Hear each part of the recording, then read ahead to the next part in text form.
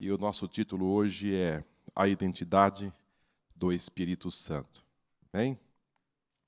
Nosso texto áureo é: Não sabeis vós que sois o templo de Deus e que o Espírito de Deus habita em vós? Está na primeira carta aos Coríntios, do capítulo 3 e versículo 16. Verdade prática. Cremos que o Espírito Santo é a terceira pessoa da Santíssima Trindade, Senhor e vivificador, que convence o mundo do pecado, da justiça e do juízo. Regenera o pecador, que falou por meio dos profetas. Bem, a nossa leitura bíblica em classe está no Evangelho que escreveu segundo São João, no capítulo 14, versículo 15, 18 e 26. Se me amardes, guardareis os meus mandamentos. Eu rogarei ao Pai, e ele vos dará outro Consolador, para que fique convosco para sempre. O Espírito da verdade, que o mundo não pode receber, porque não vê, não o conhece. Mas vós o conheceis, porque habita convosco e estará em vós. Não vos deixarei órfãos, voltarei para vós. Mas aquele Consolador, o Espírito Santo, que o Pai enviará em meu nome, vos ensinará todas as coisas e vos fará lembrar de tudo quanto vos tenho dito. Bem? Hoje, querido, nós estamos com uma lição maravilhosa, é uma sequência de temas desse trimestre que vai se fechando, cada lição vai se fechando em uma outra, por isso a importância, se você não perdeu a lição de número 1, 2, ou 3, ou 4, você pode acessar no nosso site, porque é um assunto muito vasto, é difícil você trabalhar esse assunto assim em uma hora, falar sobre Jesus, falar sobre a Trindade, falar sobre o Espírito Santo em uma hora praticamente é impossível.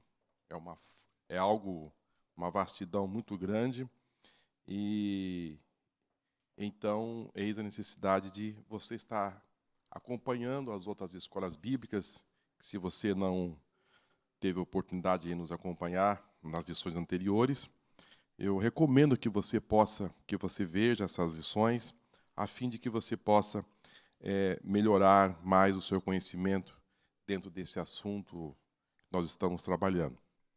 Amém? Muito bem. Eu queria convidar aqui a nossa irmã Heloísa para fazer esta oração e depois nós estaremos fazendo a nossa, já entramos na lição bíblica. Bem?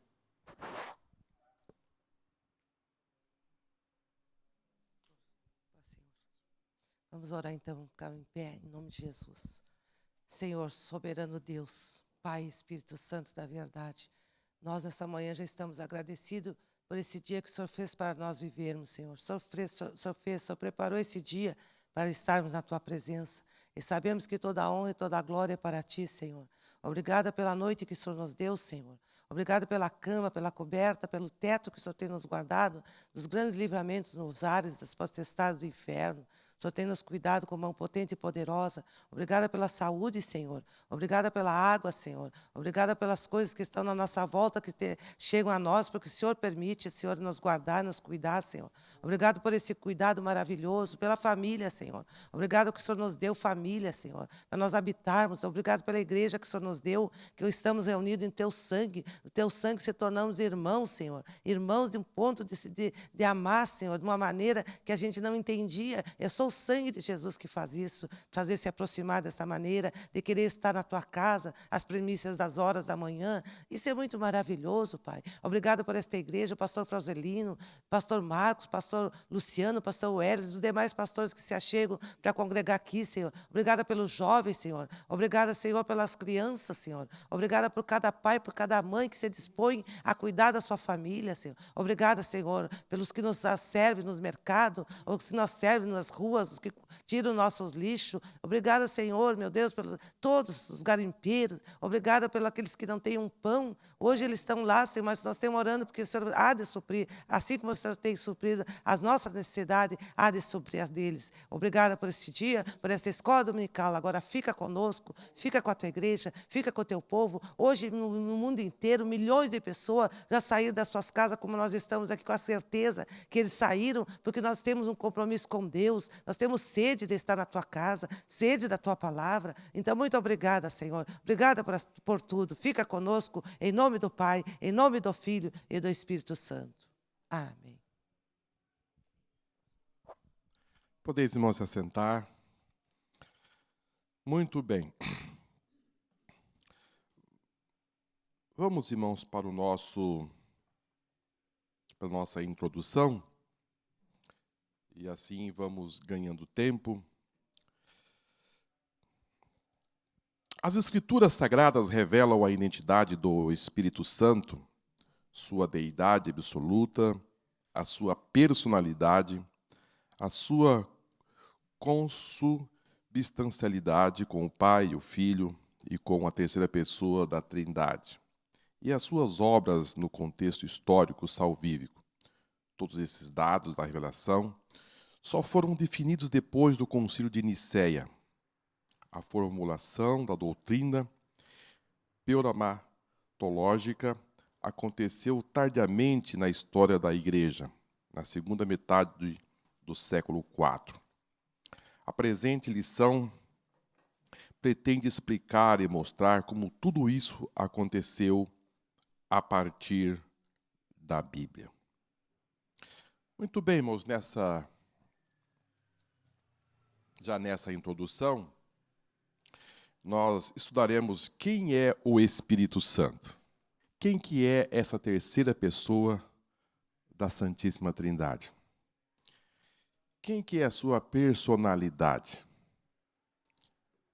E também iremos pontuar quem que é a sua divindade. Vamos também aqui pontuar qual foi a sua ação, a sua contribuição no Velho Testamento, e especialmente também no Novo, onde ele tem uma ação mais direta. Iremos também falar sobre o tratamento com o meio, e também iremos falar sobre os atributos comunicáveis e os atributos incomunicáveis. Porque os irmãos sabem que tem atributos de Deus que são comunicáveis com os homens. E há atributos que não são comunicáveis, né? Iremos tratar sobre esse assunto, e eu penso que vai ser de grande importância para nós, porque, como aqui nossa introdução já colocou muito bem, o Espírito Santo foi a pessoa da Santíssima Trindade que demandou um certo tempo para que houvesse um compreendimento nos nossos irmãos do primeiro século. Houve, assim,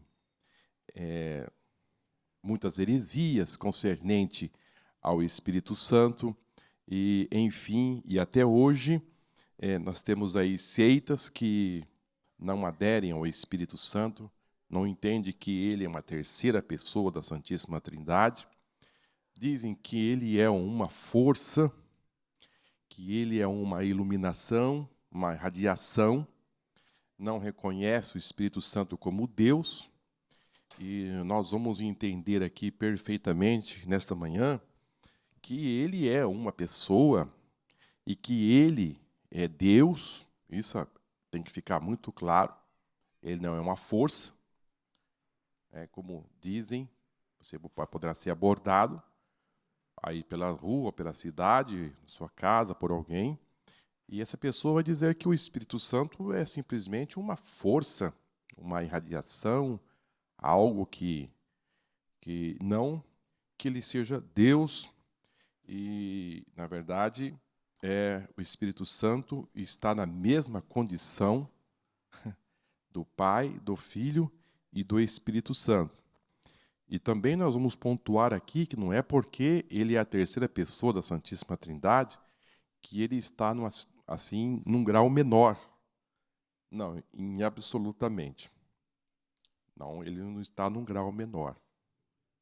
É que Deus teve uma ação muito forte na velha aliança. Jesus foi enviado pelo Pai e, posteriormente, a Bíblia diz que Jesus disse que ele rogaria ao Pai para que enviasse o Consolador, para que estivesse conosco para sempre.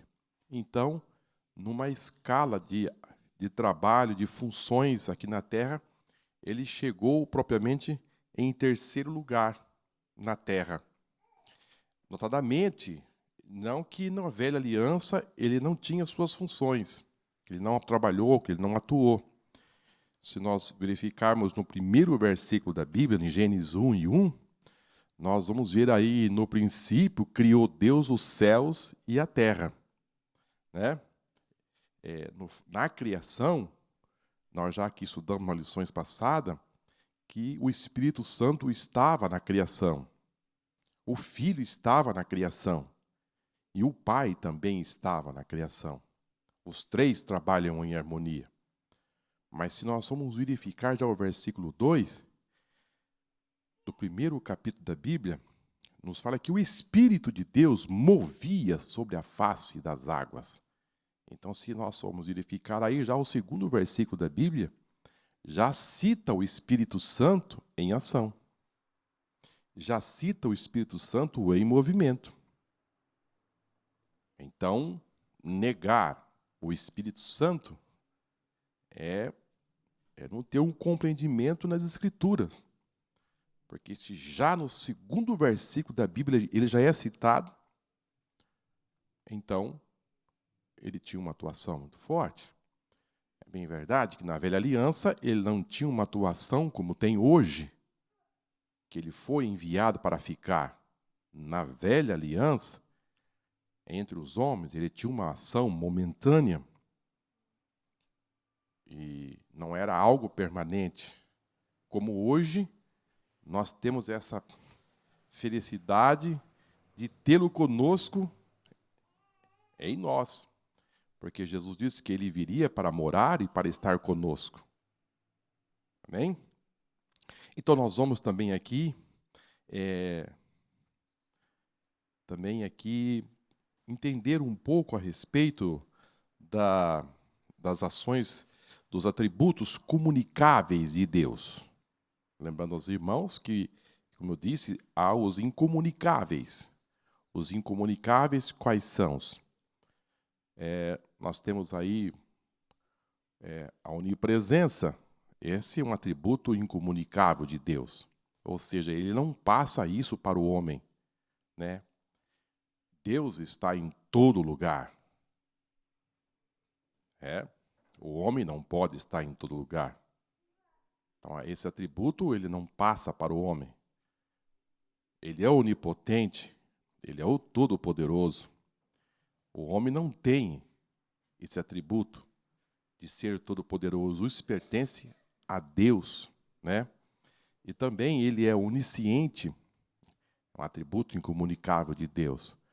Deus sabe de todas as coisas. Amém? É um atributo incomunicável de Deus. Nós temos outros, né? Deus é imutável. Ele não muda. Ele é infalível. Tudo isso pertence a Deus. Agora, os comunicáveis são bondade, amor, santidade, justiça, vontade. Então, a Bíblia diz que Deus é santo, mas Ele comunica, Ele passa isso para nós, para que nós também sejamos santos. Deus é amor, é um atributo de Deus. Isso Ele passa para nós, para que nós tenhamos amor, e assim sucessivamente. Mas nós iremos trabalhar esse assunto um pouco mais na frente, com mais detalhe para os irmãos. Amém? Primeiro tópico, o Espírito Santo. A revelação divina. A Bíblia mostra que a revelação divina foi progressiva.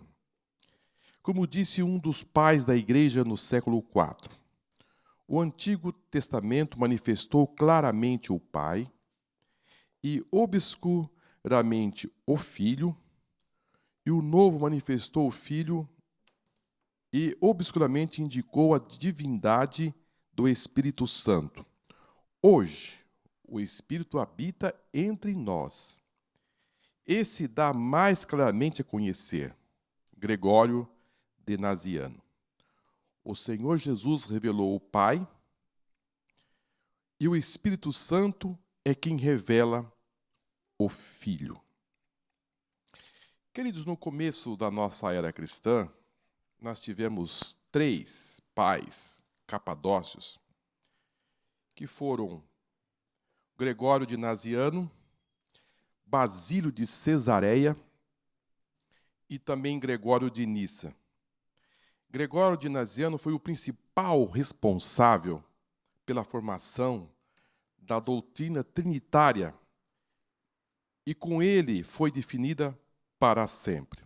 Então, esses 3 pais da igreja no primeiro século, eles tiveram um papel de suma importância no sentido de que, para formatar, para colocar isso de forma muito clara a respeito da trindade do Pai, o Filho e o Espírito Santo. Como nós já lemos aqui nas lições passadas a respeito do Credo de Nicéia, o Credo de Nicéia ele não abordou assim praticamente nada a respeito do Espírito Santo. No final do credo, eles apenas reportaram assim, cremos também no Espírito Santo, e nada mais. Então, com isso, ficou em aberto qual seria a função do Espírito Santo, da sua divindade, da sua obra, das suas realizações, das suas funções, ficou em aberto. E como isso ficou em aberto, abriu-se uma brecha para os opositores, para os hereges, e esses hereges começaram a fazer oposição, porque não havia se definido praticamente quase nada a respeito do Espírito Santo. E com isto,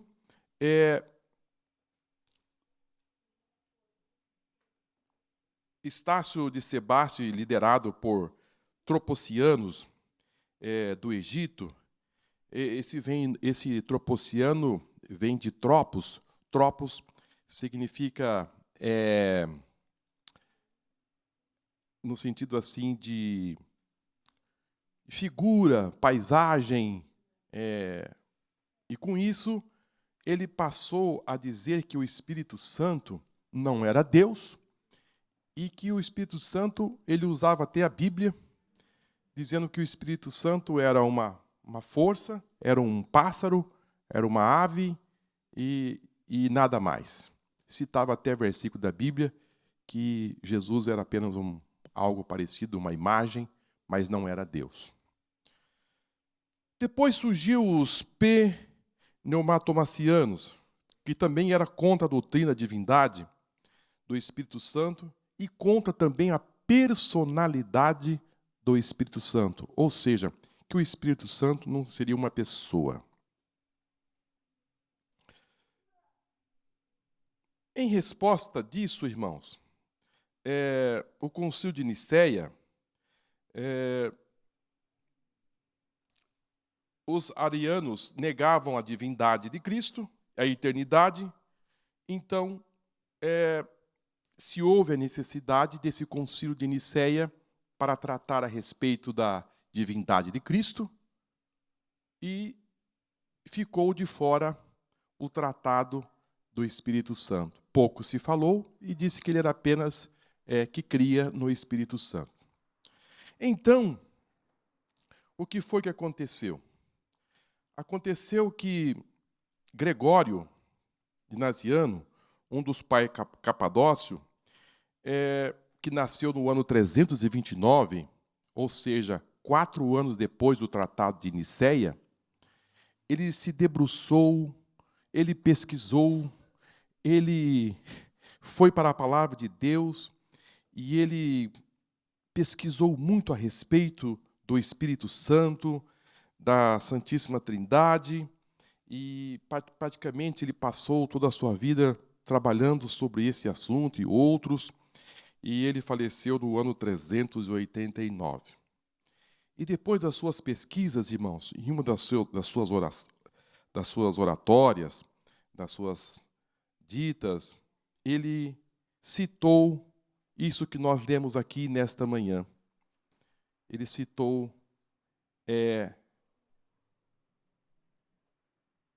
dizendo as seguintes palavras: o Antigo Testamento manifestou claramente o Pai e obscuramente o Filho, e o Novo manifestou o Filho e obscuramente indicou a divindade do Espírito Santo. Hoje, o Espírito habita entre nós e se dá mais claramente a conhecer. Gregório de Naziano. Esse foi o grande responsável. Gregório de Naziano foi o grande responsável para, ali, no concílio de Constantinopla e Niceia-Constantinopla, porque o concílio de Niceia nada se tratou do Espírito Santo. Mas como ficou esse vácuo, como não se falou a respeito do Espírito Santo, então, entre o concílio de Niceia e o concílio de Constantinopla, houve essas heresias por não ter falado, mas o concílio de Niceia-Constantinopla se fechou a respeito do Espírito Santo, que ele era uma pessoa e que ele pertencia à Santíssima Trindade, e isto ficou-se fechado para sempre. É tanto que os testemunhos de Jeová, eles não acreditam na divindade do Espírito Santo, e eles citam esse credo, esse concílio de Niceia, dizendo que no concílio de Niceia não foi tratado a respeito do Espírito Santo. Notadamente, irmãos, não foi tratado no concílio de Niceia, porque o assunto em pauta naquele concílio foi para tratar a respeito da divindade de Cristo. Porque lembra que eu disse aos irmãos que havia aqueles hereges que diziam que Jesus não era Deus e outros que Jesus era homem. Então havia toda aquela problemática entre os hereges. Então se fez aquele concílio para tratar a respeito da divindade de Cristo e não do Espírito Santo. E quando terminou o concílio, logo se levantou esses hereges dizendo que o Espírito Santo não era Deus e que era uma força, que era uma iluminação. E até hoje, os testemunhos de Jeová citam que o concílio de Niceia não tratou do Espírito Santo, ou seja, não tinha nenhuma importância. Eu digo aos irmãos, viver sem o Espírito Santo não dá. Não dá. Se Jesus disse que ele enviaria ao Pai, ele rogaria ao Pai para que enviasse o Espírito Santo, estar sem ele é você negar as Escrituras. E, além do mais, irmãos, nós percebe que no começo da nossa era cristã, depois do primeiro século, é que começou a ter mais resistências. Mas entre os discípulos, isso ficou muito claro a respeito do Espírito Santo. Ficou muito claro, porque Jesus foi muito claro para com seus discípulos, dizendo que ele enviaria o Consolador. E quando Jesus ressuscitou, ele permaneceu durante 40 dias, depois da sua ressurreição, e depois que ele foi assunto aos céus, daí 7 dias, o Espírito Santo desceu, Porque o Espírito Santo ele veio 50 dias depois da Páscoa. Como Jesus morreu, ficou 3 dias, no terceiro dia ele ressuscita, então nós temos 3 mais 40, 43. E Jesus veio no Pentecoste, e foi 50 dias, então 7 dias depois da assunção de Jesus, o Espírito Santo desceu.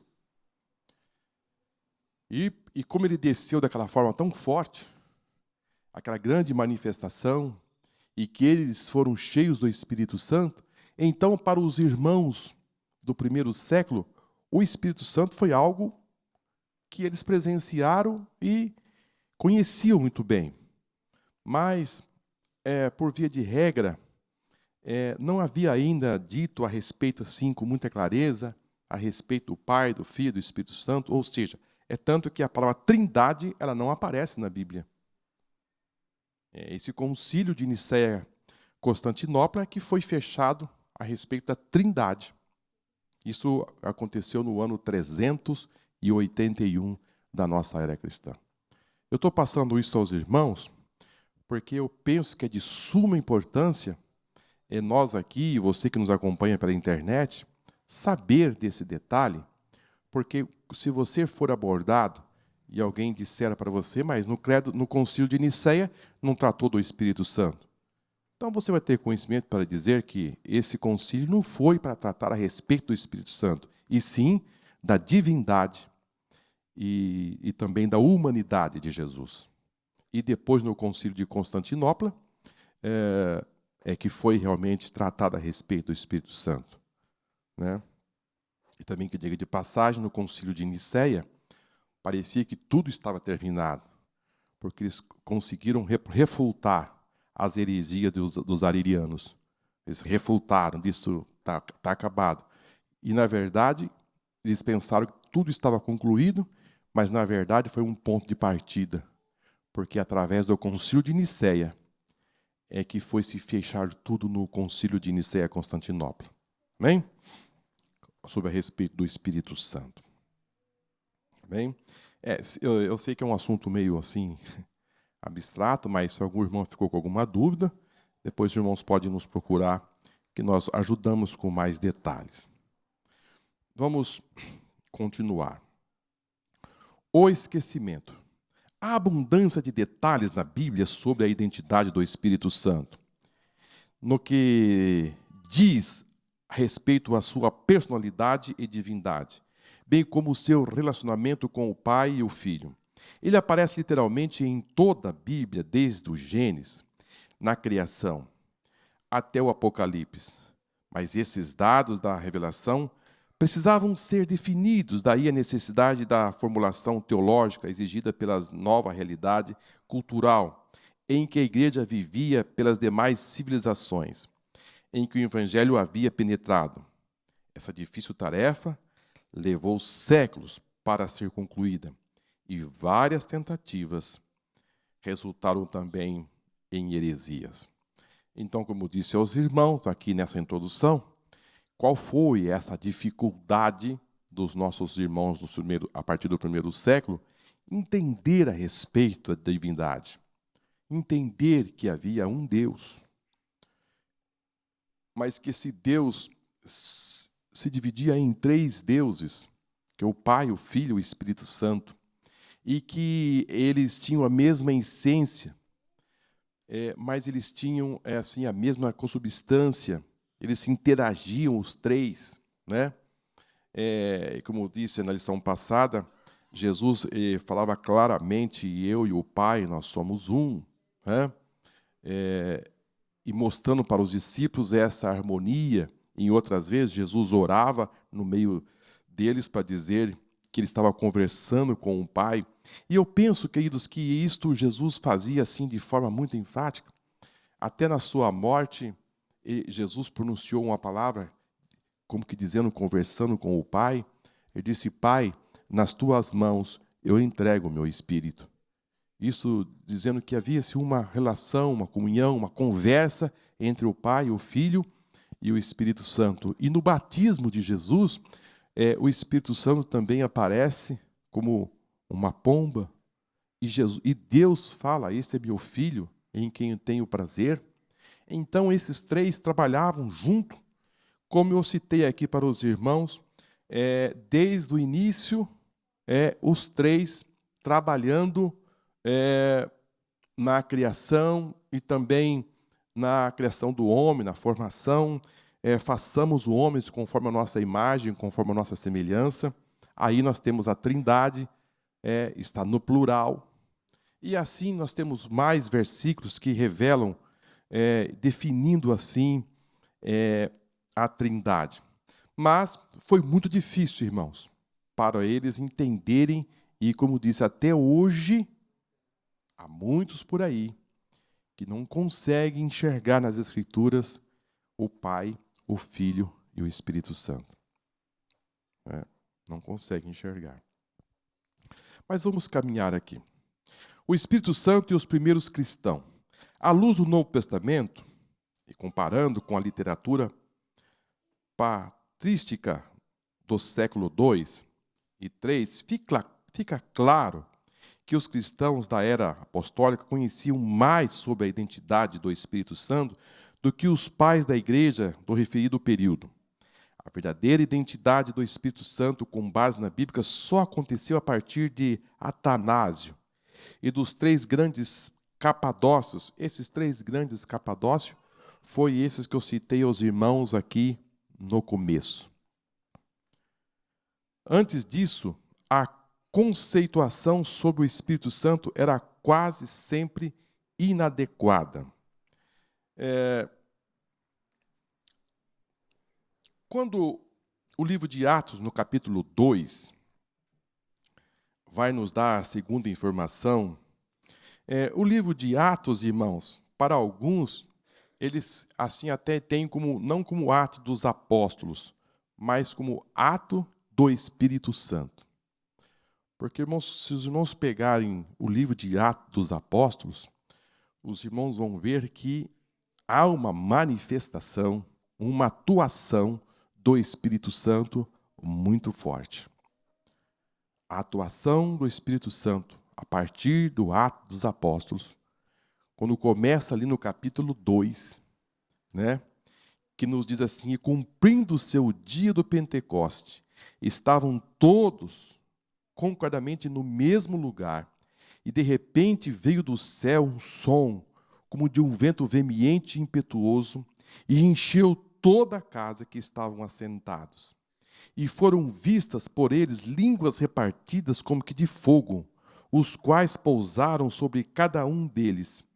E todos foram cheios do Espírito Santo, e começaram a falar noutras línguas, conforme o Espírito Santo lhe concedia que falasse. Aqui, queridos, quando os discípulos e todos aqueles que estavam reunidos, que eram quase 120, receberam o Espírito Santo, eles deixaram de ser mais o mesmo, porque aquele temor...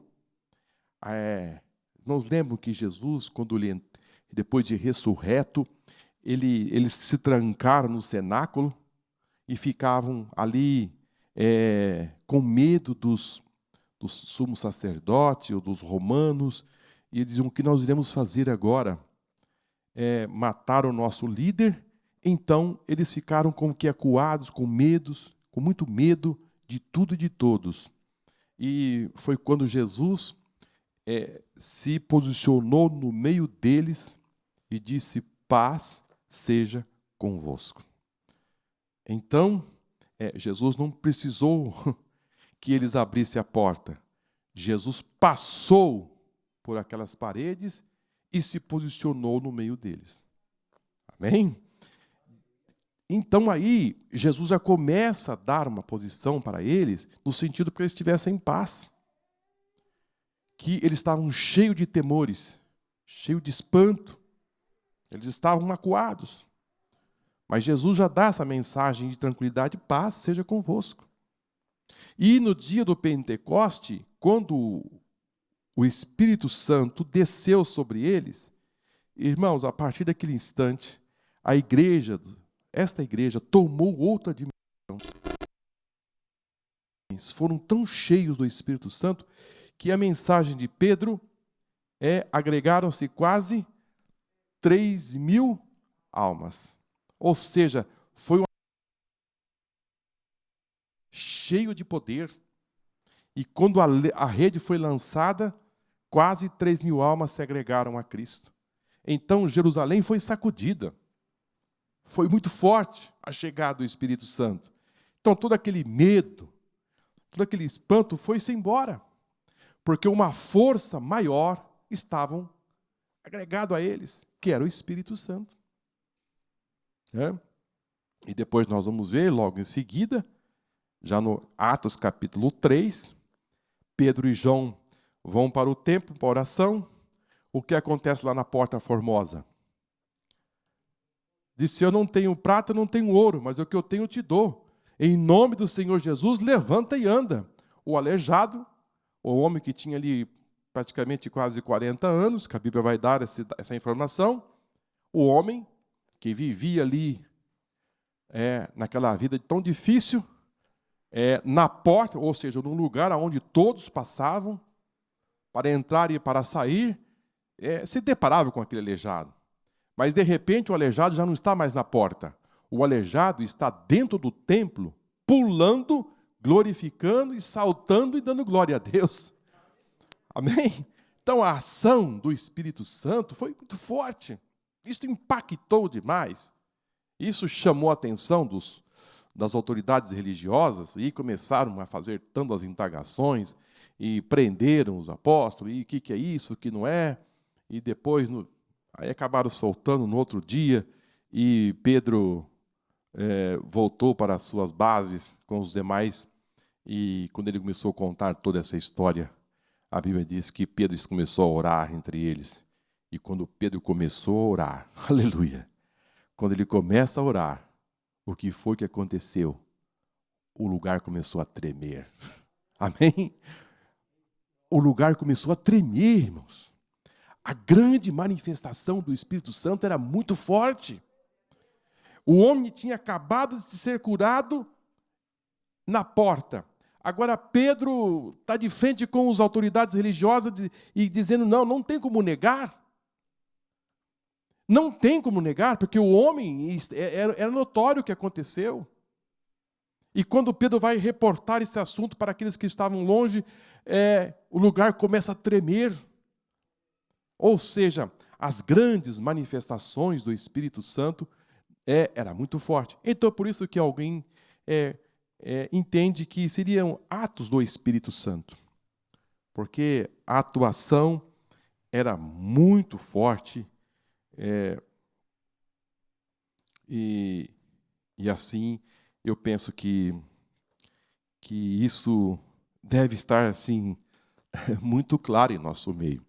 Mas aqui, irmãos, nós temos aqui uma palavra dentro desse assunto aqui, que é que os discípulos, eles conheciam mais a respeito do Espírito Santo. Eles tinham um conhecimento mais pleno. Queridos, quando nós temos um conhecimento melhor do Espírito Santo, a coisa diferencia. Né? Veja aqui que o nosso comentarista nos fala assim, o Espírito Santo e os primeiros cristãos, à luz do Novo Testamento, e comparando com a literatura patrística do século II e III, fica claro que os cristãos da era apostólica conheciam mais sobre a identidade do Espírito Santo. Então, quando você passa a conhecer melhor, quando você conhece mais a respeito de Deus, quando você conhece mais a respeito de Jesus, quando você conhece melhor a respeito do Espírito Santo, que você tem mais intimidade com Ele, a coisa toma outra dimensão. O que está acontecendo hoje, irmãos, nos nossos dias, e, assim, vamos dizer, a história humana, é a falta de conhecimento de Deus. Quantas pessoas hoje estão correndo atrás de algo que Deus não está naquele negócio? Se entram dentro de galpões, de templos, e enfim, de tantos lugares aí, mas não aprendem nada a respeito de Deus. As pessoas não somam nada. Passam horas e horas, às vezes, não agrega uma palavra a respeito de conhecimento de Deus. Pelo contrário, até um pouco que sabe, acaba sendo destruído. Porque quando você fala uma heresia, quando você não trata a respeito de Deus, você passa a ficar mais longe de Deus.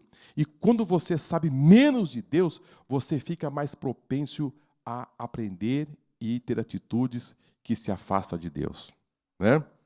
Quando a Bíblia nos ensina, na segunda carta de Pedro, no capítulo 3, versículo 18, vai nos dar uma informação muito importante, dizendo: antes crescei na graça e no conhecimento. Eis a necessidade, irmãos, de nós crescermos na graça, mas também crescer no conhecimento. Ou seja, a vida cristã é um crescimento. Você não pode paralisar, estacionar, porque você vai ficar vulnerável. Lembrando aos irmãos que Paulo, ele dando uma informação importante, dizendo que nos últimos dias se levantarão homens que farão comichão, e ele diz doutores, ou seja, homens que vai vender as suas palavras de uma forma tecnicamente muito preparada. Quando ele fala que vai levantar-se doutores e farão comichão nos seus ouvidos, ou seja, tudo que essas pessoas vão passar, vai passar de uma forma, tecnicamente, e às vezes citando a palavra de Deus, que vai te envolver. Ele vai conseguir passar algo para você, tecnicamente, que você vai entender que isso está certo. Quando você não tiver base bíblica.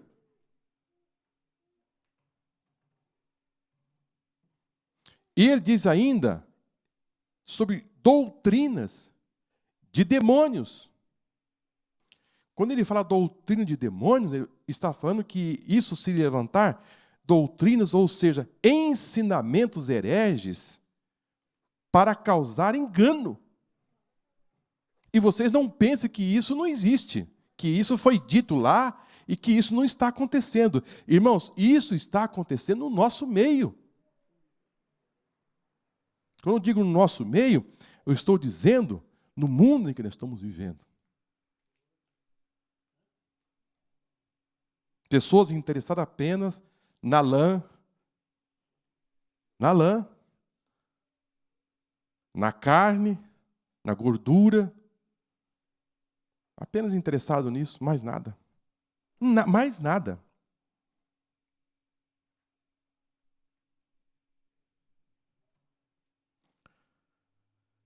Paulo vai fazer uma recomendação, o escritor aos Hebreus, ele vai nos dizer no capítulo 5, versículo 12, as seguintes palavras, fazendo aqui algo assim severo. Porque devendo já ser mestres. Ou seja, ele vai dizer, olha, a condição de vocês hoje não era mais para ser meninos, mas já era para ser mestres. Ou seja, eles estavam parados no tempo. Porque devendo já ser mestre pelo tempo, ainda necessitais que vos torne a ensinar quais sejam os primeiros rudimentos da palavra de Deus, e vos haveis feito tais que necessitais de leite e não de sólido mantimento. Porque qualquer que ainda se alimenta de leite não está experimentado na palavra da justiça, porque é menino. Hebreus capítulo 5, versículo 12 e 13. Queridos, a nossa caminhada aqui cristã é uma caminhada de crescimento. É uma caminhada de você estar hoje numa condição, mas amanhã você tem que estar melhor. E o que acontecia com os cristãos no primeiro século é que eles tinham conhecimento a respeito do Espírito Santo. Eles tinham conhecimento. A partir do primeiro século, se começou a se dispersar e se afastar do Espírito Santo, e à medida que se afasta do Espírito Santo, eu digo aos irmãos, vai desacelerando.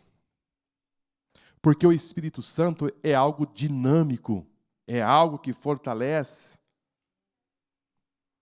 Se nós formos olhar na questão do tempo, irmãos, nós vamos verificar que a Bíblia no Velho Testamento, a Bíblia precisou praticamente 1.400 anos para ser escrita. No Velho Testamento, 1.400 anos para ser escrita. No Novo Testamento, menos de 100 anos. Foi muito rápido. Foi muito rápido, irmão. O Espírito Santo acelerou tudo.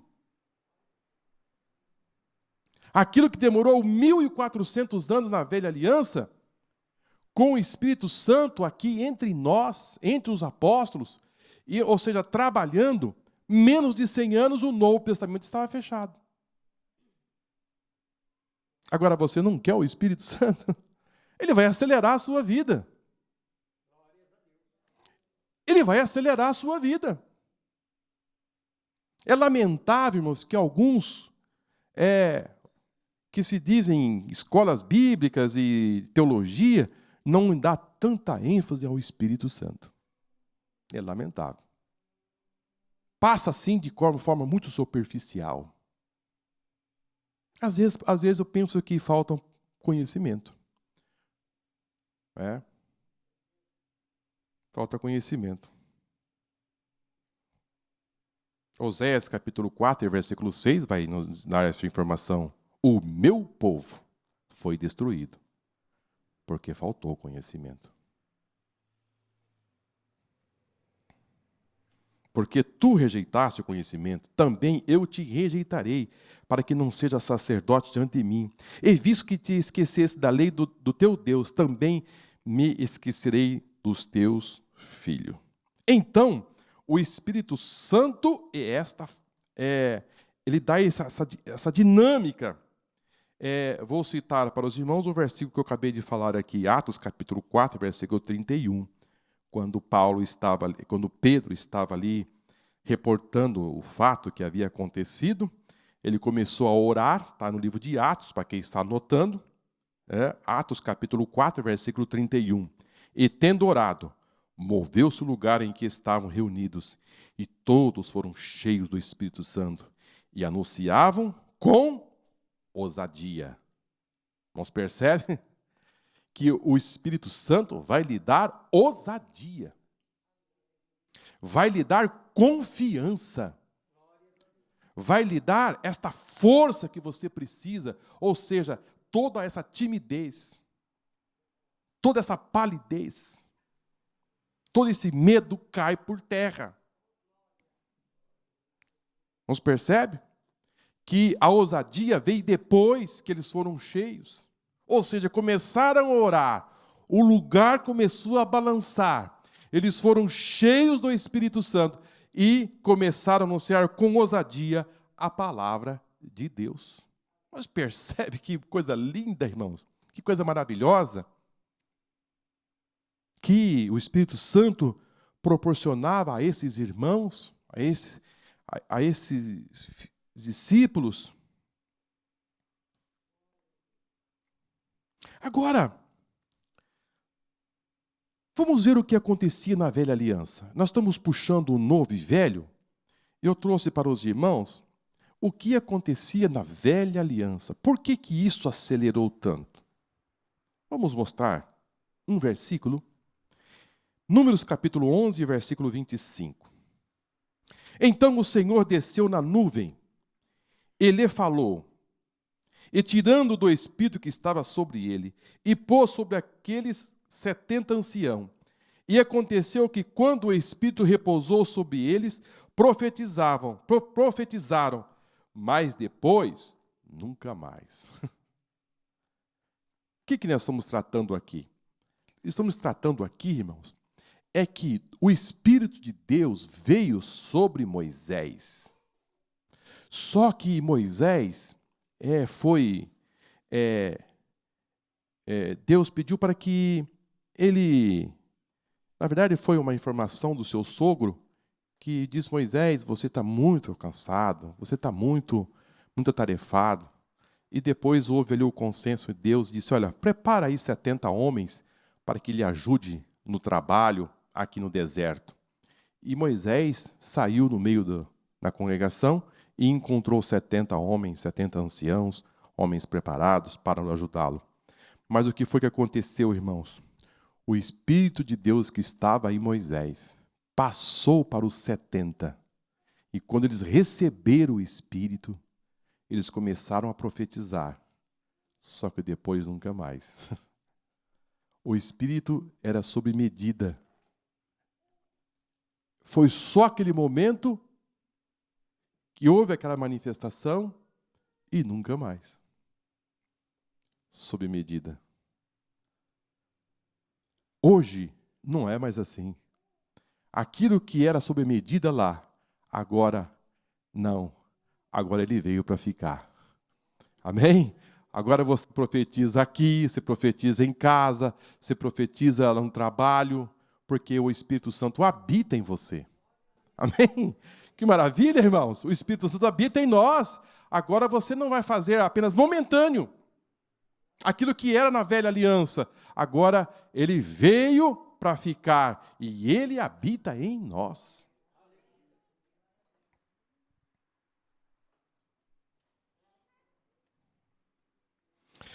Vejam só, irmãos, há alguns que dizem que o Pentecoste o derramamento foi só no dia do Pentecoste. Não, esse versículo que nós lemos, tremeu o lugar, eles foram cheios do Espírito Santo.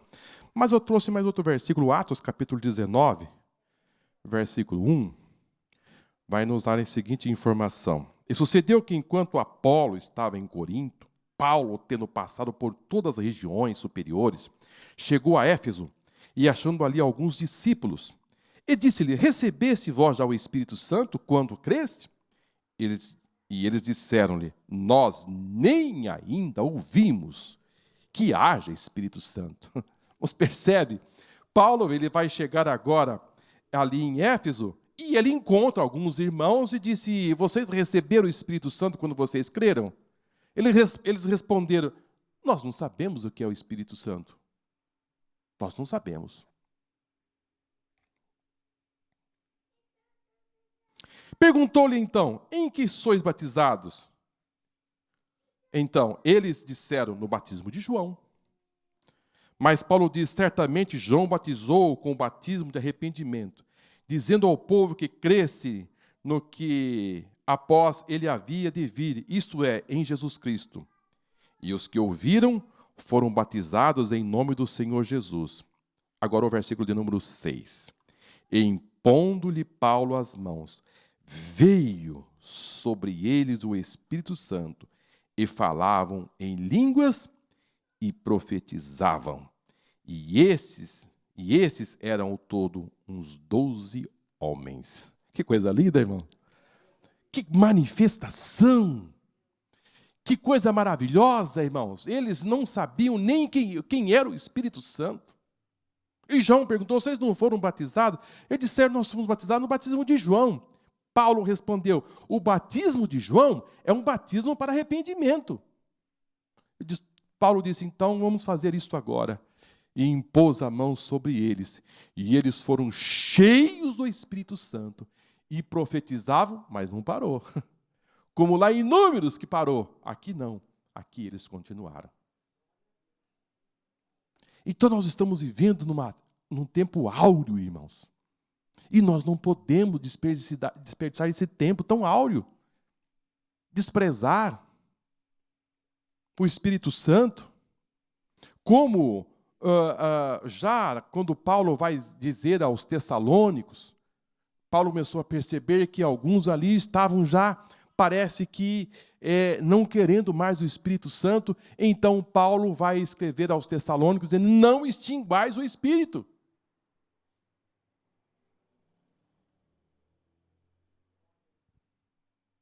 Nós temos, às vezes, um fato que era muito contado antigamente nas igrejas.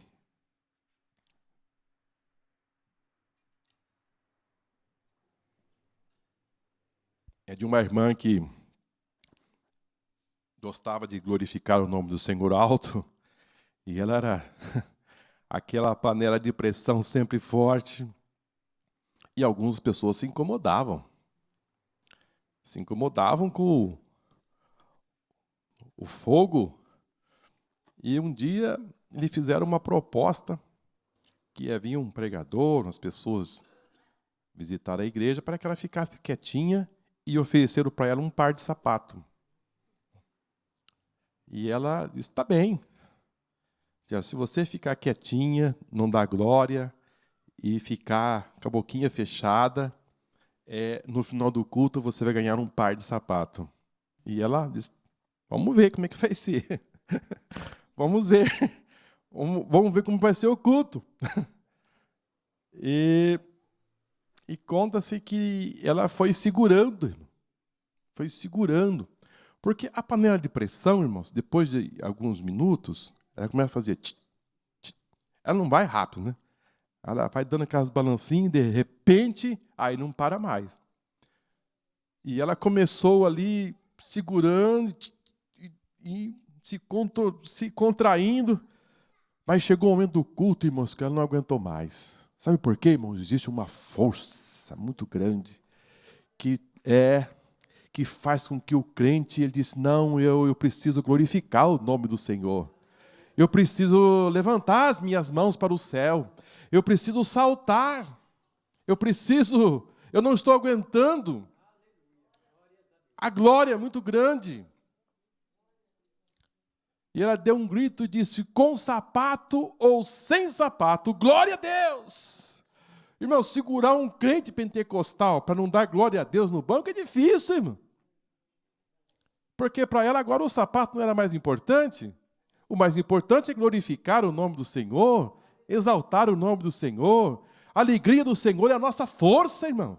Amém? É um contentamento tão grande no coração que você vai pular como pipoca. Agora, eu não estou dizendo algumas meninices, assim, que às vezes a gente vê, mas o crente ele tem que glorificar o nome do Senhor. Então, esses discípulos, aonde eles chegavam, as grandes manifestações do Espírito Santo aconteciam. O operar, o trabalhar do Espírito Santo era muito grande. Mas vamos caminhar aqui.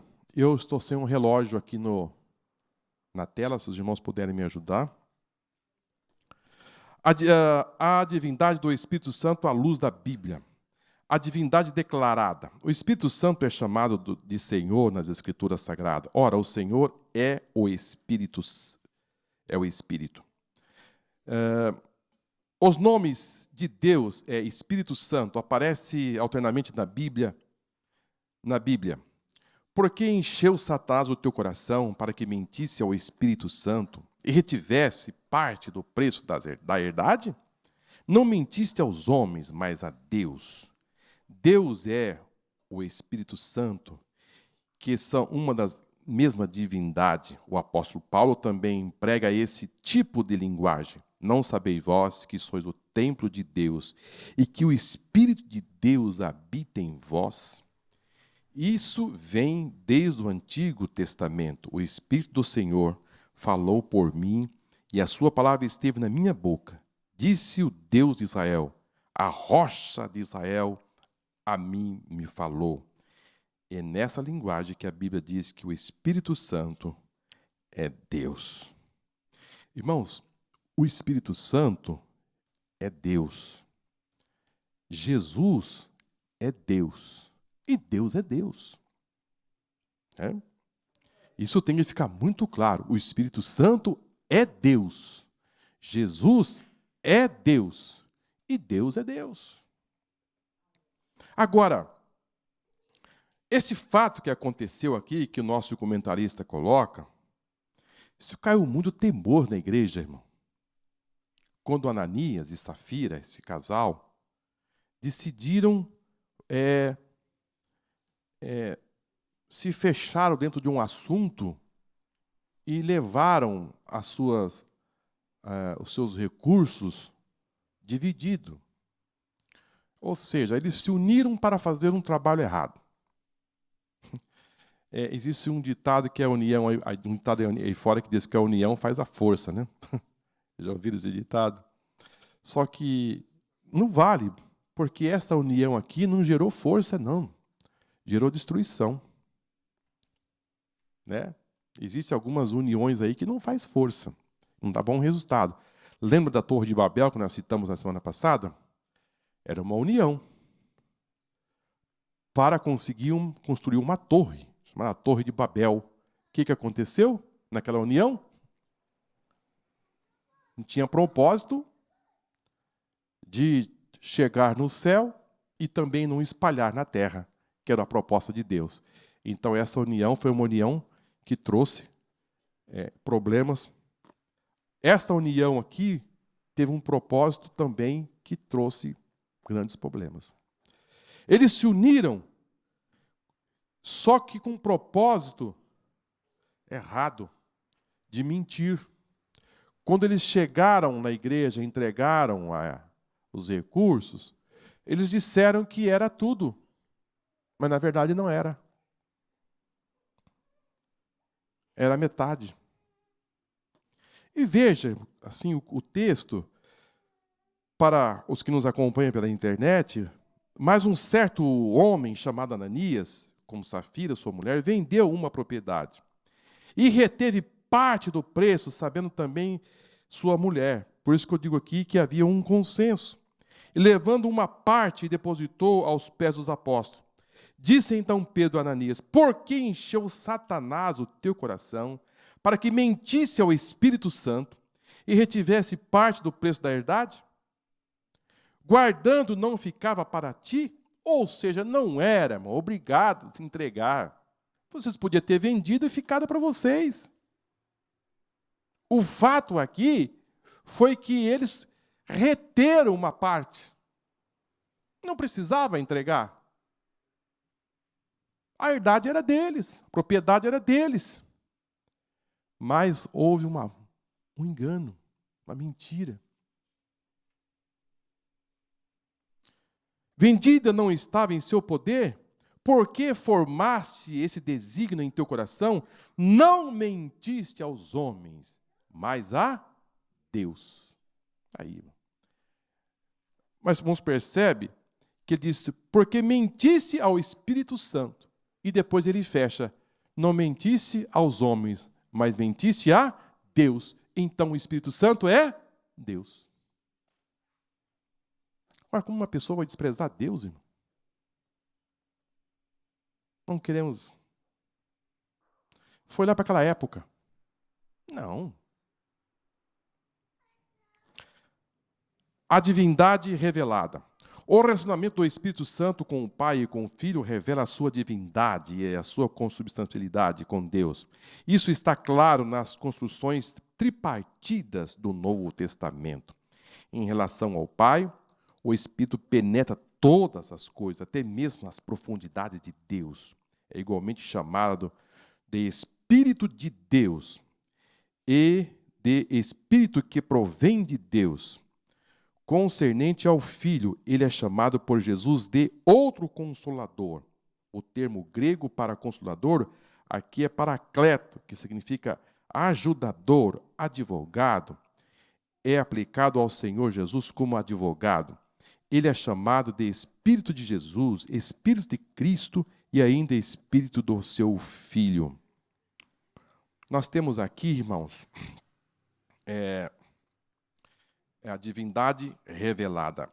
Como disse os irmãos no início, o Espírito Santo, ele aparece aqui chamado Espírito de Jesus, Espírito de Cristo, Espírito do Filho. Agora,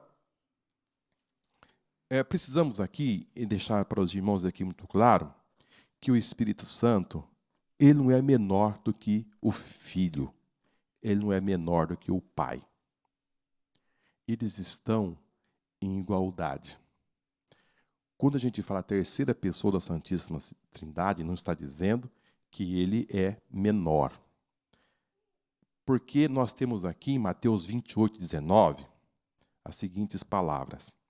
Portanto, ide fazei discípulos de todas as nações, batizando-as em nome do Pai, do Filho e do Espírito Santo. Então o Espírito Santo é que aparece em terceiro. Sim ou não? Sim. Esse versículo coloca o Espírito Santo em terceiro. Porém, quando nós vamos para 1 Coríntios capítulo 12 e versículo 4, o Espírito Santo aparece em primeiro. Ele aparece em primeiro. Em Gênesis capítulo 1 e versículo 2, o Espírito Santo aparece em primeiro. Porque o Espírito de Deus movia sobre a face das águas. Agora, vamos para 1 Coríntios capítulo 12, versículo 4, diz assim: ora, há diversidade de dons, mas o Espírito é o mesmo. Há diversidade de ministério, mas o Senhor é o mesmo. Aqui o Senhor é Jesus. E há diversidade de operações, mas Deus é que opera em tudo e em todos. Então, aqui nós temos o Espírito Santo em primeiro, o Senhor Jesus em segundo e Deus em terceiro. Então, dizer que o Espírito Santo é o terceiro, como se diz em escala menor, não necessariamente. É que as suas atribuições vieram em terceiro. Está em função, não em poder, em desigualdade, em absolutamente. Olha só a bênção apostólica. Primeira carta de Paulo aos Coríntios, capítulo 3, versículo 14. A graça do Senhor Jesus, Jesus aparece em primeiro. E o amor de Deus, Deus aparece em segundo. E as consolações do Espírito Santo, ele aparece em terceiro. Seja com todos vós. Amém. Então, os três são iguais, eles são deuses.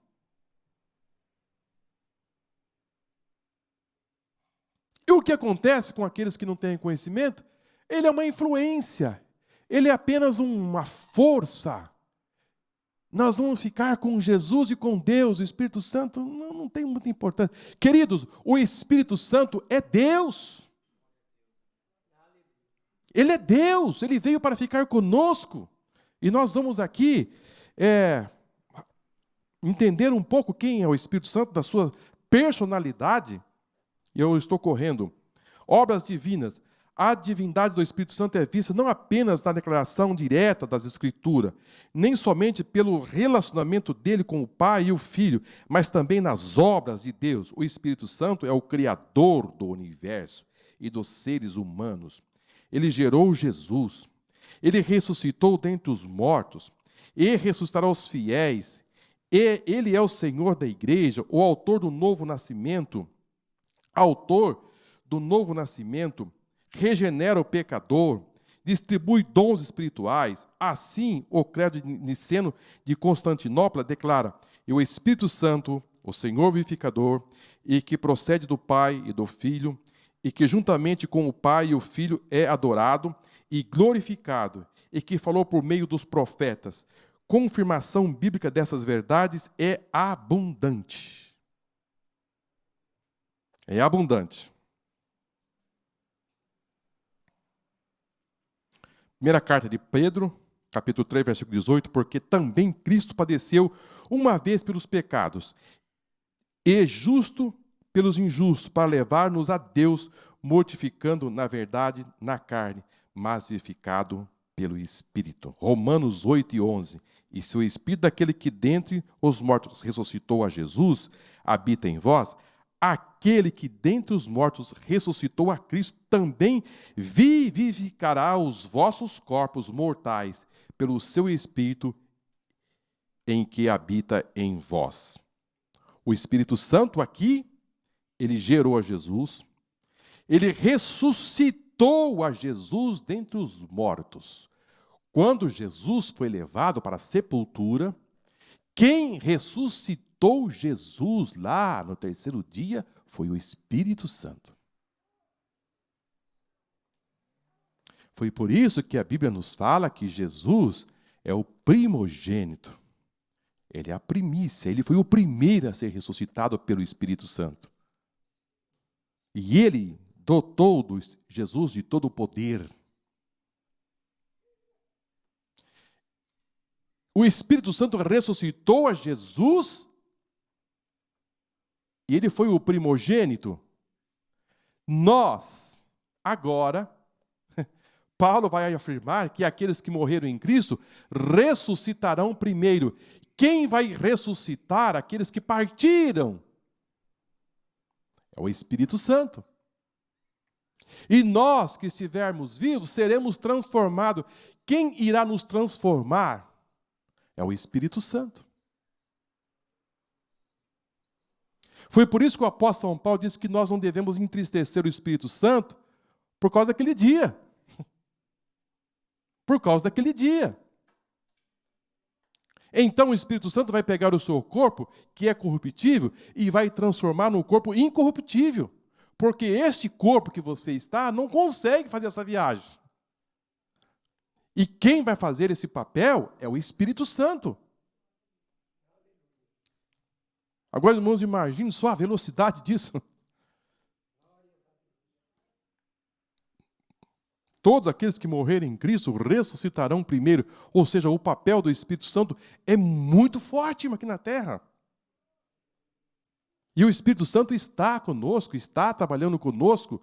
No dia em que Jesus vier buscar a igreja, ele vai ter esse papel de fazer tudo isso de uma forma muito rápida.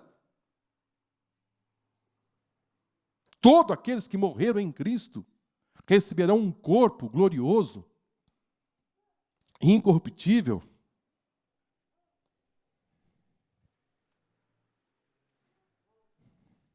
Atributos da divindade. Alguns atributos incomunicáveis. A divindade do Espírito Santo é revelada também aos seus atributos divinos. Aqui apresentamos apenas alguns devido à exiguidade do espaço. O Espírito é onipotente, fonte de poder e milagres. Onisciente, está em toda parte do universo. Onipresente, está em toda parte do universo. É onisciente, pois conhece todas as coisas, desde a profundeza de Deus, passando pelo coração humano, até alcançar as coisas futuras. Assim, a Bíblia ensina que o Espírito Santo é eterno. Coisa linda, né, irmãos? Coisa linda. Isso nós já tratamos com os irmãos, os atributos incomunicáveis de Deus. Por que eu não posso ter esses atributos? Porque eu não vou suportar. Eu não sou eterno, sou matéria. Eu não posso estar em todos os lugares. Eu não tenho todo o poder.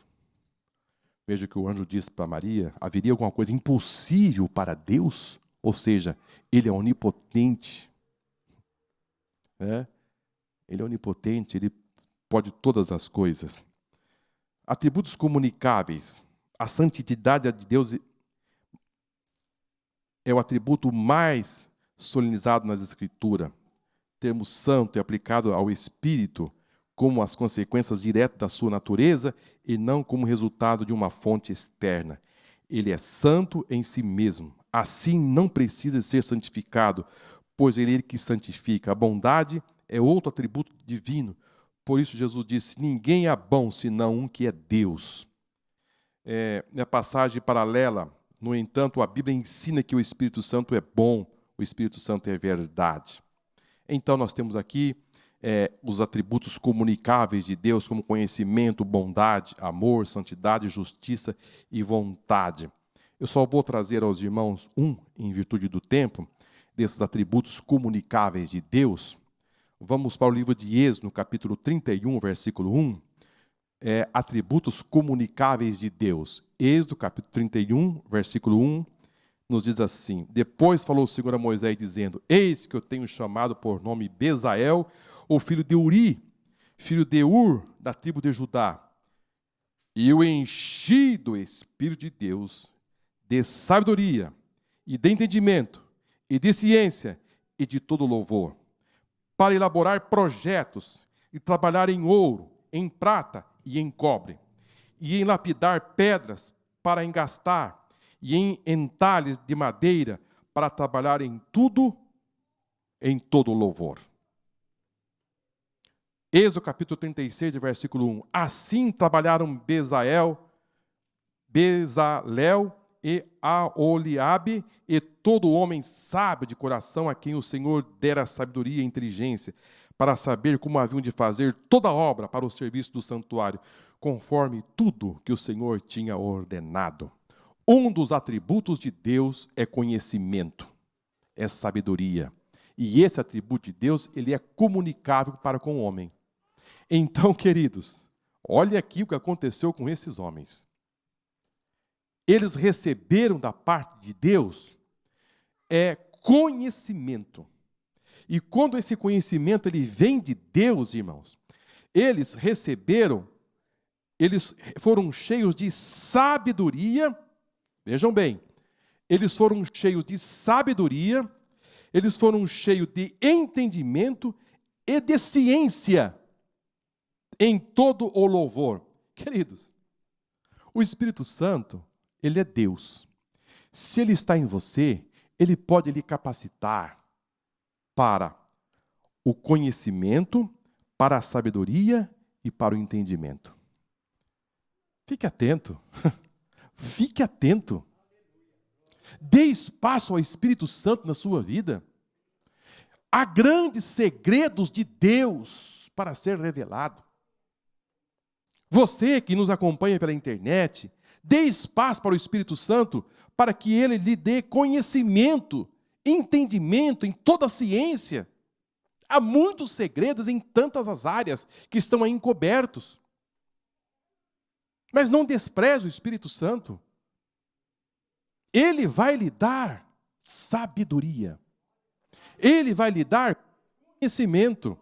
Ele vai lhe dotar de toda a ciência, ou seja, aquilo que está em segredo.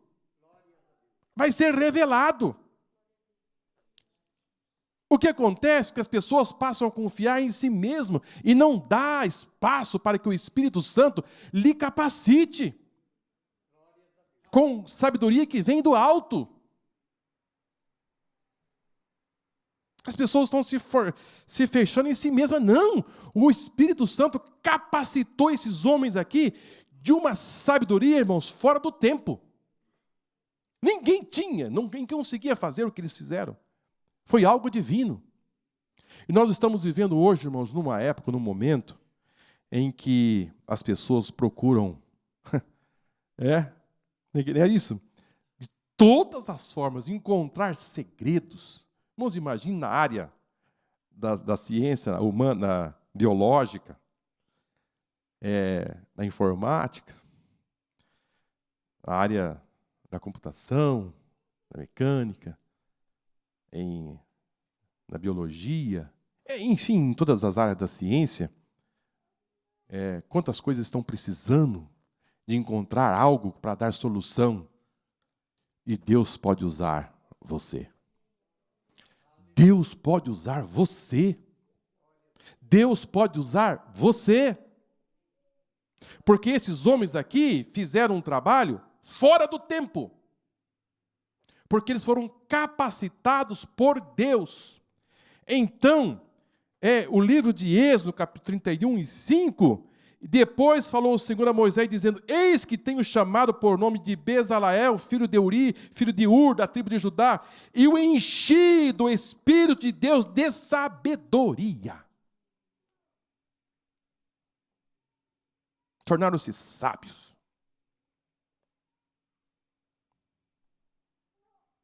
Bom, eu não vai dar para aqui explorar bondade, amor, santidade, justiça, vontade, mas fica aqui esse atributo comunicável de Deus. O Espírito Santo e a Trindade. O Espírito Santo iguala-se ao Pai e ao Filho, tendo também um nome, pois o Senhor Jesus determinou que os seus discípulos batizassem em nome do Pai, do Filho e do Espírito Santo. Isso significa que o Espírito Santo, objeto da nossa fé, pois em seu nome somos batizados, indicando o reconhecimento igual ao Pai e do Filho, a expressão comunhão com o Espírito Santo. Mostra que ele é não apenas um objeto de nossa fé, mas também de nossa oração e adoração. Há uma absoluta igualdade dentro da Trindade, e nenhum dos três está sujeito ao outro, como se houvesse uma hierarquia na substância divina. Existe, sim, uma distinção de serviço. O Espírito Santo representa os interesses do Pai e do Filho na vida da igreja e na terra. Bom, isso aqui também já passado aos irmãos, que não há hierarquia entre eles, assim uma junção entre eles, eles trabalham em harmonia. Vamos para o próximo tópico, o quarto, e assim nós iremos fechar. A personalidade do Espírito Santo, as faculdades da personalidade. A personalidade do Espírito Santo está presente em toda a Bíblia, de maneira abundante e inconfundível. Tem sido a crença da igreja desde o princípio. Há nele elementos constitutivos de personalidade, tais como intelecto, pois ele pensa todas as coisas. Inteligência, ele tem emoção, sensibilidade e também possui vontade. As três faculdades do intelecto, emoção, vontade, caracterizam a personalidade.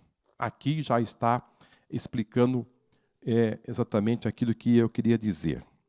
O Espírito Santo precisa ter um corpo para ser uma pessoa? Não. Não precisa ter um corpo para ser uma pessoa. Não necessariamente. O corpo sozinho, irmãos, não é uma pessoa. Só o corpo sozinho não é uma pessoa. Para que se forme uma pessoa, a pessoa precisa ter vontade, precisa ter sentimento e precisa ter intelecto. Você precisa falar, você precisa ter sentimento, você precisa ter intelecto.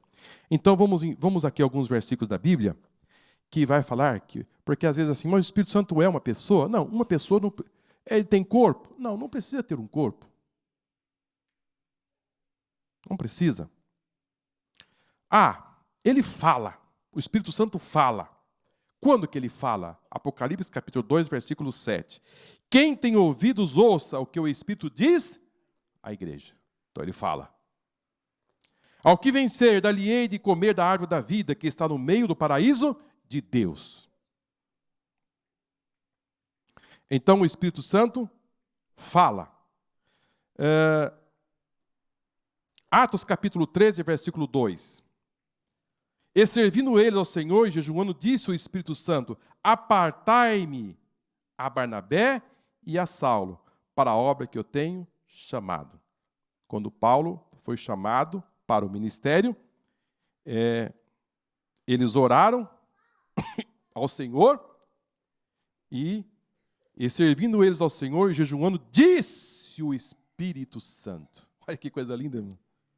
Disse o Espírito Santo. Foi o Espírito Santo que disse na igreja. O Espírito Santo fala. Apartai-me a Barnabé e a Saulo para a obra que eu tenho chamado. Olha que coisa linda, irmão. Então, ele é uma pessoa, ele fala. Ele intercede, Romanos capítulo 8, versículo 26. E da mesma maneira também o Espírito ajuda as nossas fraquezas, porque não sabemos o que havemos de pedir como convém, mas o mesmo Espírito, está em letra maiúscula, intercede por nós com gemidos inexprimíveis. Ele intercede por nós junto ao Pai. Ou seja, quando você não consegue mais, quando não existe mais força, ele entra em ação para interceder por nós. Cristina. Quando a caminhada não tem mais, como parece que não vai chegar, o Espírito Santo é esse consolador. É esse advogado. É esse que vai dar esse contorno para com a nossa vida. Ele vai dizer, Pai, a situação está assim. Ó.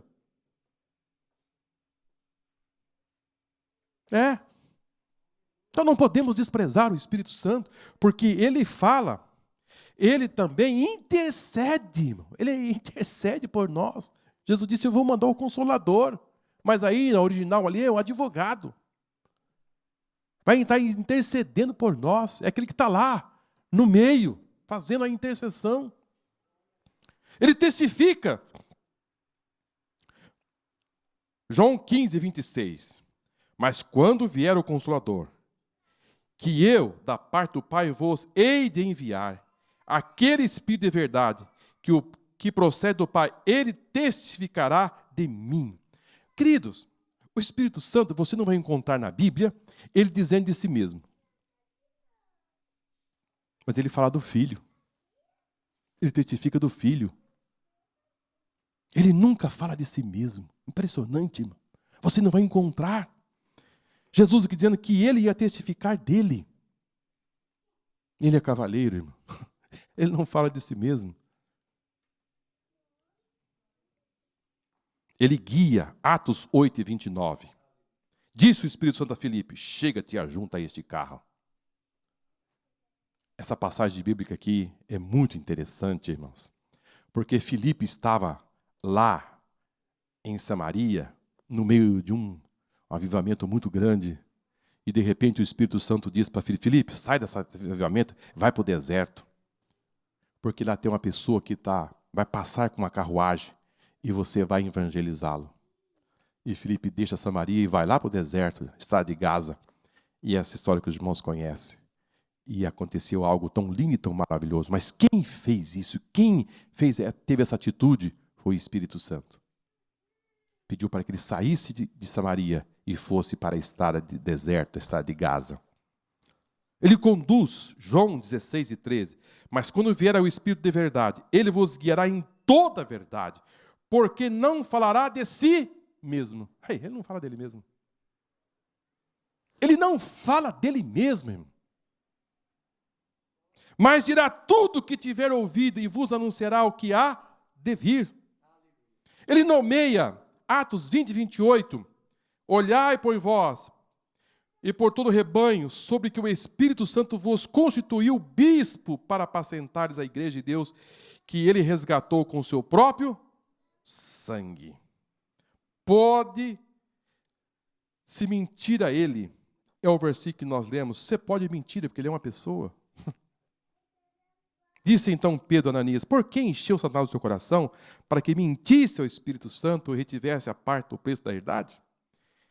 Você pode entristecer o Espírito Santo, porque ele é uma pessoa. Uma pessoa tem sentimento.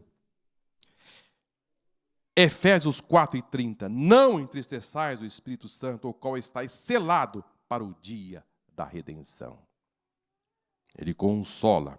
Eu rogarei ao Pai, e ele vos dará outro Consolador, para que fique convosco para sempre. João 14 e 16. Reações do Espírito Santo. Outra prova da personalidade do Espírito Santo é que ele reage a certos atos praticados pelo ser humano. Pedro obedeceu ao Espírito Santo. Ananias mentiu ao Espírito Santo. Estevão disse aos judeus sempre que eles resistiram ao Espírito Santo. O apóstolo Paulo nos recomenda não entristecer o Espírito Santo. Os fariseus blasfemavam contra o Espírito Santo. Os cristãos são batizados em nome do Espírito Santo. Vamos ter uma relação plena com ele, queridos. O versículo que eu citei a respeito de não extinguir o Espírito Santo está em 1 Tessalonicenses, capítulo 5 e versículo 19. Os tessalônicos estavam rejeitando o Espírito Santo. Não vou dizer que sejam todos, mas Paulo vai fazer recomendações para que eles não fizessem isso a respeito ao Espírito Santo. Queridos, eu trouxe aos irmãos aqui algo que estarei fechando. O Espírito Santo realmente é tremendo. Ele é Deus. A Bíblia é a única obra literária no mundo que foi composta da seguinte forma: 40 homens escreveram a Bíblia, santos homens de Deus, que viveram em épocas diferentes, em classes sociais, também diferentes reis, doutores e camponeses, pescadores, entre um espaço de 1.500 anos, sem se conhecerem, nem se falarem, escreveram. Sobre o mesmo Deus, a mesma fé. 66 livros, 1.189 capítulos, 31.000 versículos e 3 milhões de letras, sem discordarem em nada. Nenhum outro povo conseguiu escrever tal obra. Isso só foi possível porque homens santos de Deus falaram inspirado pelo Espírito Santo de Deus. Você consegue aplaudir o Senhor, irmão? Amém? Essa obra, irmãos, essa é inédita, irmão. Eu fiquei assim, parado, porque 3 milhões de palavras, de letras. 3 milhões. Doutores, camponeses, reis, pescadores, 40 homens, em 1500 anos, escreveram a palavra de Deus, e ela não se contradiz. Às vezes você pega um livro, irmão, de uma pessoa, o capítulo dele, ele fala uma coisa, no capítulo 10, ele está entrando em contradição.